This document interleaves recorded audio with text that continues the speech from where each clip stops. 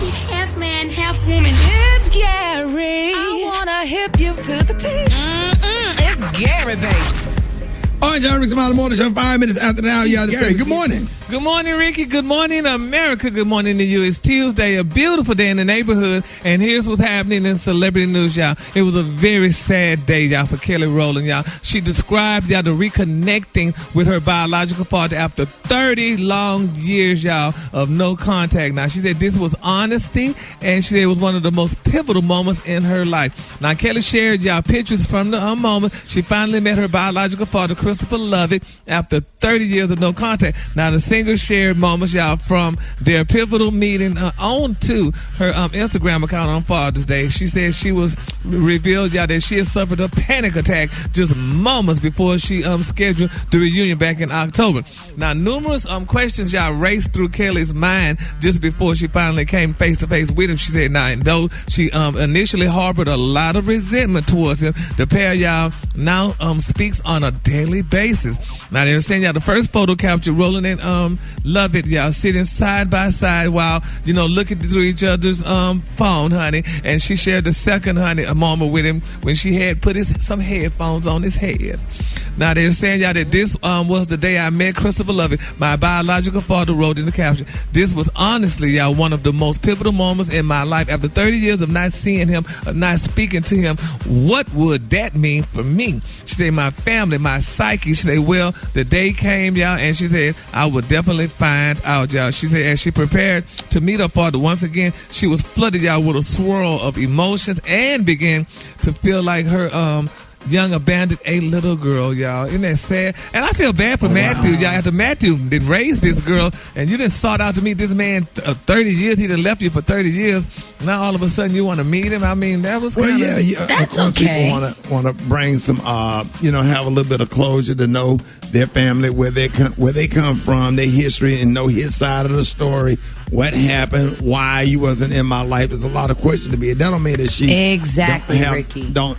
That don't mean that she don't love Matthew Knowles or have respect for him, but everybody have, respect for their biological father. Yeah, but you done sat on the porch with Miss Gussie, honey, for 30 years and then talked to her about you got a daughter somewhere, a rich daughter somewhere, which I'm sure you knew that was your daughter. You who was Miss Gussie? That was probably his girlfriend.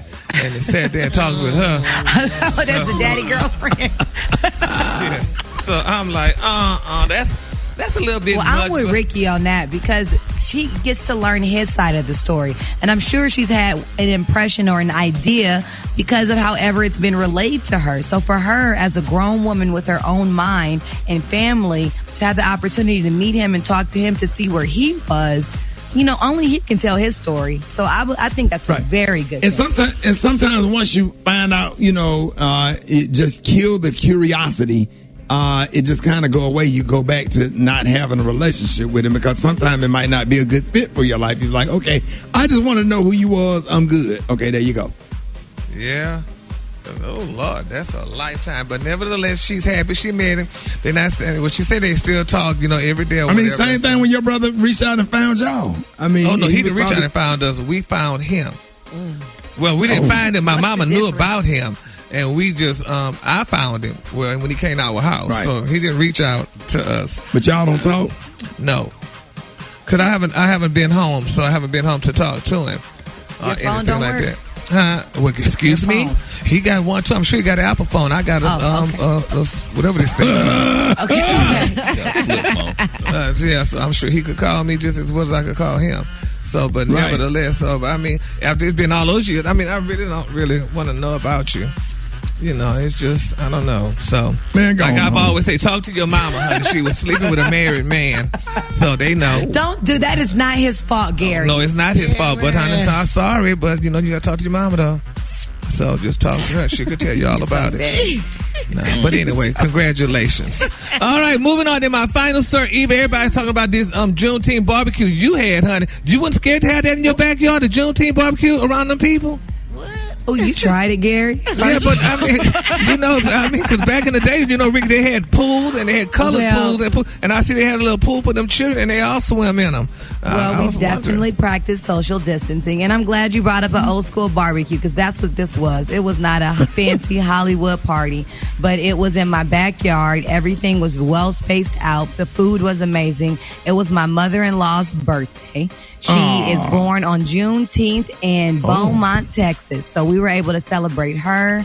We had some friends with some wedding anniversaries, but most importantly, the liberation of the Emancipation Proclamation properly being distributed and allowed by all blacks in America. So we celebrated properly. Yeah, we just saw Candy and the other one, Candy. We just see the other housewives there, though. But nevertheless, that was Gary, good. Congratulations, you will not be petty on the end of this. Color today, honey, is one of my favorite colors. My color today, y'all, is Flint. On the high end, you say Flint. On the low end, you say beautiful taupe. That's your color for today.